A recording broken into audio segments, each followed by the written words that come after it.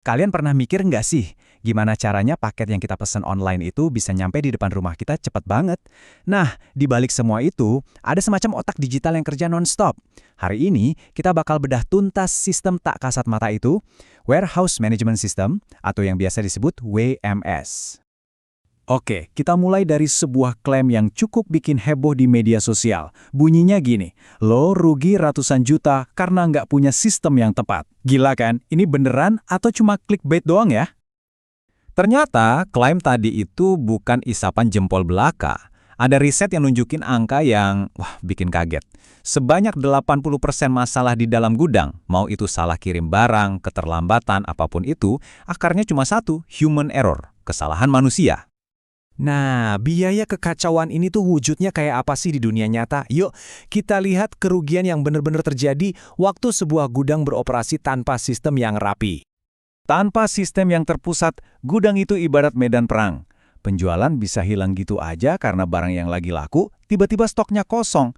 Di sisi lain, modal malah nyangkut di stok mati yang nggak laku-laku. Belum lagi salah ambil barang, salah packing, itu semua nambah biaya. Ditambah lagi tekanan dari pesanan online yang datang dari mana-mana dengan janji pengiriman cepat. Pusing kan?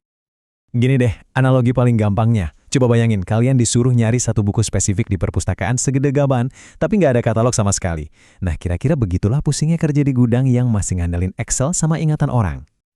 Oke, jelas ya, ngandelin ingatan sama spreadsheet aja tuh, ya nggak bakal jalan di zaman sekarang.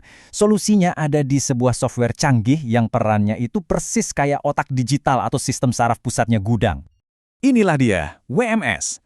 WMS ini adalah otak digital yang ngatur setiap pergerakan, ngelacak setiap barang, dan bikin standar buat semua proses, dari pas barang datang sampai detik-detik barang itu dikirim keluar. Sistem ini benar-benar mengubah segalanya. Dari yang tadinya kerja serba manual, sendiri-sendiri, dan datanya misah-misah, jadi satu alur kerja yang nyambung, teratur, dan otomatis. Terus, gimana caranya WMS bisa punya kontrol sehebat itu? Rahasianya ada di 3 pilar fundamental. 3 pilar ini, kepatuhan paksa, logika custom, dan audit real-time, adalah fondasi yang mengubah gudang dari tempat yang kacau dan reaktif menjadi ekosistem yang terkontrol dan proaktif. Pertama, kepatuhan paksa. Kedengerannya agak serem ya, tapi intinya simple. Sistem ini maksa semua orang buat ngikutin prosedur yang benar pakai teknologi scan barcode atau RFID. Jadi nggak ada lagi tuh yang namanya jalan pintas atau kerja asal-asalan. Artinya apa? Artinya, bikin kesalahan itu jadi susah banget. Setiap barang harus di-scan dan diverifikasi sama sistem sebelum bisa lanjut ke tahap berikutnya. Pilar kedua, itu logika custom. Gampangnya, sistem WMS ini nggak kaku. Dia bisa disetting dengan aturan-aturan khusus yang sesuai sama bisnis kalian, jadi semuanya bisa dioptimalkan buat produk dan pelanggan yang spesifik. Contohnya keren banget loh, sistemnya bisa otomatis ngasih tahu, barang ini laku keras, taruh di deket pintu keluar ya. Atau bisa juga otomatis milihin kurir pengiriman yang paling murah dan paling cepat buat tiap pesanan. Canggih! Dan yang terakhir, audit real time. Ini nih yang bikin semuanya transparan. Nggak ada lagi main tebak-tebakan. Manajer bisa lihat dashboard live yang nampilin semua hal yang terjadi di gudang saat itu juga. Jadi kalau ada masalah, misalnya ada barang nyangkut atau stok nggak cocok, manajer bisa langsung tahu dan beresin saat itu juga. Nggak perlu nunggu masalahnya jadi besar dulu. Nah, kalau 3 pilar ini digabungin, dampaknya luar biasa.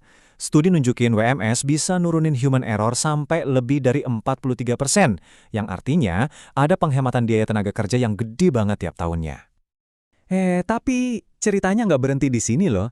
WMS itu terus berevolusi. Dari yang tadinya cuma sekedar jadi manajer, sekarang dia berubah jadi otak yang bisa memprediksi.